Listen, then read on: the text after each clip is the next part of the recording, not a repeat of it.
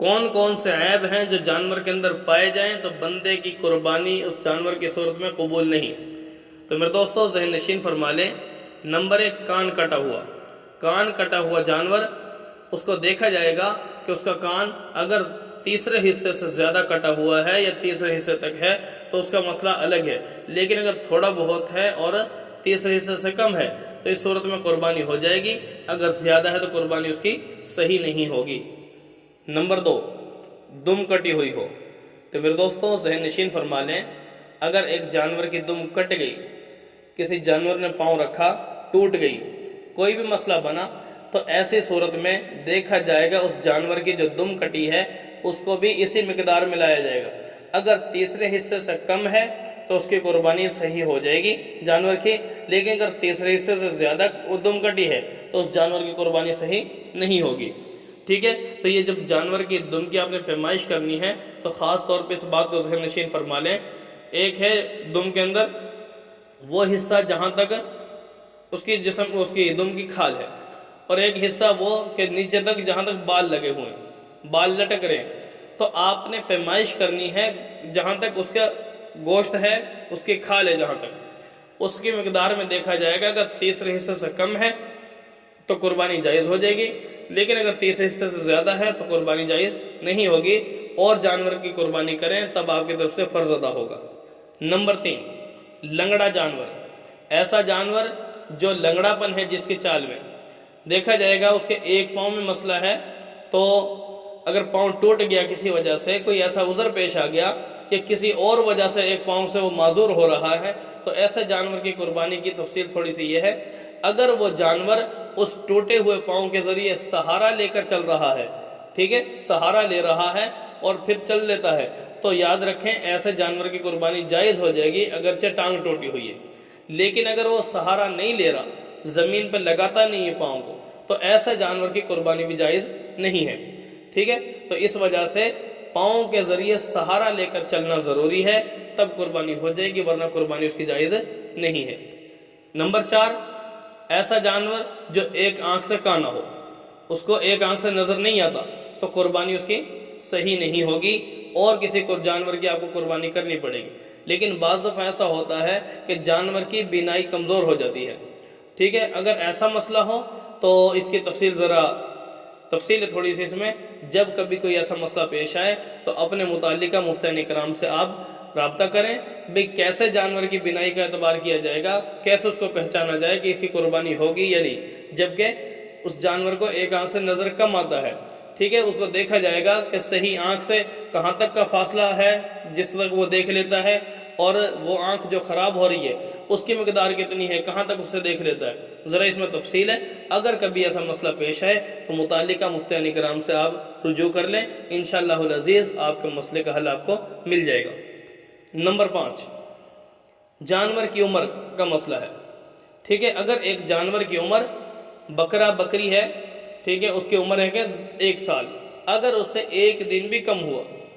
ٹھیک ہے، تو اس جانور کی قربانی نہیں ہوگی۔ گائے بھینس اس کی قربانی جب ہو سکتی ہے جبکہ اس کی عمر پورے 2 سال ہو، اور اسی طرح اونٹ کی قربانی اس کی عمر ہے 5 سال، ٹھیک ہے، یہ تو وہ عمر بتائی ہے، اور بھیڑ دمبا چھترا ان کی عمر کے لیے ہے کہ کم از کم 6 مہینے کا ہو، 6 مہینے سے زیادہ کا ہو، ٹھیک ہے، اس کی قربانی جائز ہو جائے گی، بشرطے کہ وہ 6 مہینے سے زیادہ ہو رہا ہے، 6 مہینے کا ہے، تو اس بھیڑ، اس دمبا، اس چھترا کا جو قد ہے، اس کی صحت ہے، سال والوں جیسی لگتی ہو، ٹھیک ہے، اگر سال والوں جیسی نہیں ہے تو 6 مہینے کیا 8 مہینے والا، 9 مہینے والا بھی قربانی کے لیے ٹھیک نہیں ہوگا، اگر وہ اتنا اس کا وجود نہیں ہے، سمجھا رہی ہے؟ تو اس وجہ سے میں نے عرض کر دیا کہ بھیڑ دمبا چھترا ان کے لیے 6 مہینے سے اوپر ہو جائیں، ٹھیک ہے، اور سال والوں جیسے لگنا شروع ہو جائیں تو ان کی قربانی صحیح ہوگی۔ رہی بات یہ کہ جانور دوندہ ہونا ضروری ہے یا نہیں، تو میرے دوستو یہ دوندہ ہونا یہ اس وقت ہے کہ جب جانور آپ کسی پرائے آدمی سے لے رہے ہیں، اجنبی آدمی سے لے رہے ہیں، اگر آپ کے گھر کا ہے یا آپ کا قابل اعتماد بندہ ہے، ٹھیک ہے، جس کے اوپر آپ کو یقین ہے 100% کہ یہ بندہ بے ایمان نہیں ہے، مجھے ٹھیک بتا رہا ہے، تو آپ اس کے جانور خرید لیں، چاہے دوندہ نہ بھی ہوا ہو تب بھی قربانی ٹھیک ہے۔ رہی یہ بات کہ آج کل ایسا بھی ہو رہا ہے، خاص طور پہ اس کا خیال رکھیں، اپنی قربانی کو ضائع ہونے سے بچائیں، کہ آج کل بہت سے لوگ جان بوجھ کے پلاس وغیرہ سے یا کسی اور آلے کے ذریعے جانور کے دانت خود توڑ دیتے ہیں۔ کیا عجیب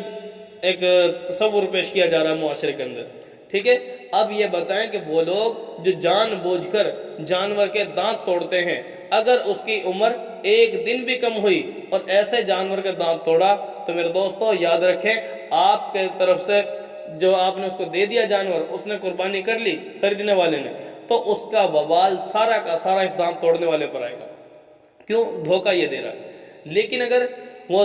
سال سے اوپر تھا، یا جو اس کی عمر تھی 2 سال والا جانور 2 سال کا تھا، ابھی دوندا نہیں ہوا، اس نے پلاس وغیرہ کے ذریعے دانت توڑ دیے تو قربانی ٹھیک ہو جائے گی۔ لیکن بہرحال یہ کام کرنا، جان بوجھ کر توڑنا، یہ ناجائز اور حرام ہے۔ ایک جانور کو، پھر قربانی والا جانور جو اللہ کی بارگاہ میں پیش ہوگا، اس کو تکلیف دینا میرے دوستوں جائز نہیں ہے۔ لوگوں نے اس کو کاروبار سمجھ لیا ہے، اس کو ایک فن اور ایک ہنر بنا لیا اس کو، جبکہ اللہ کی بارگاہ میں ایسا جانور صاف ستھرا، ٹھیک ہے، عمدہ ہو، عمر پوری ہو، ایسے جانور کو پیش کرنا، خدا را وہ افراد جو یہ کام کرتے ہیں اس سے باز آ جائیں، ورنہ کل قیامت کا دن آ رہا ہے، اللہ رب العالمین نے وہاں پر انصاف کرنا ہے، تو یہ اپنی زندگی کو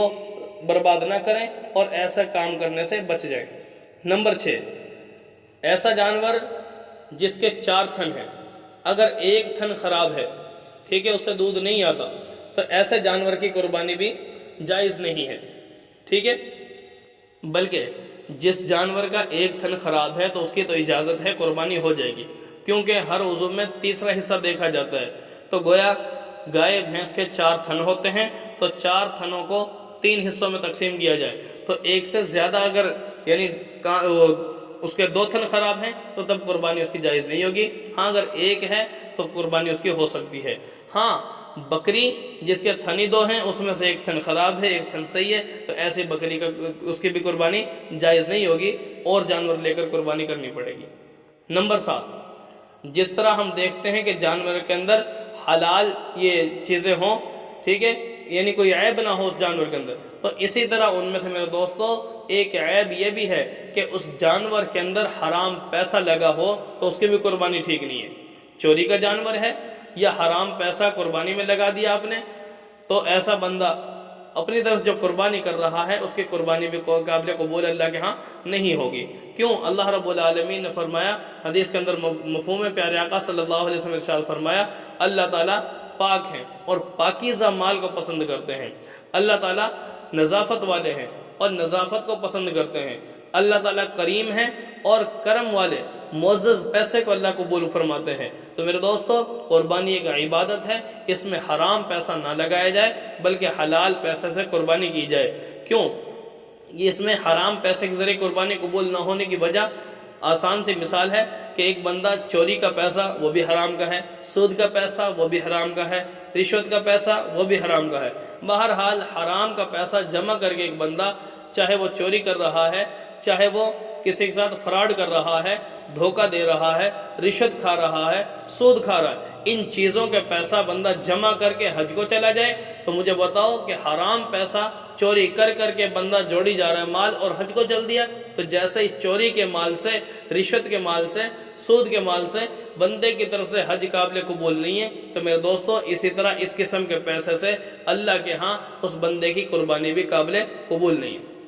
اور آخری بات، نیت بھی انسان کی اس جانور کے بارے میں صحیح ہو، خالص اللہ کی رضا کے لیے ہو، تب قربانی ٹھیک ہوگی، ورنہ قربانی ٹھیک نہیں ہوگی۔ اور اسی طرح عقیدہ بھی ٹھیک ہو، اگر کسی بندے کا عقیدہ ٹھیک نہیں ہے، نبی کے بارے میں، اللہ کے بارے میں، صحابہ کے بارے میں، ازواج مطہرات کے بارے میں، جن افراد کا عقیدہ اور نظریہ ٹھیک نہیں ہے، ایسے افراد کو اپنے جانور کے اندر شریک کرنا بھی ٹھیک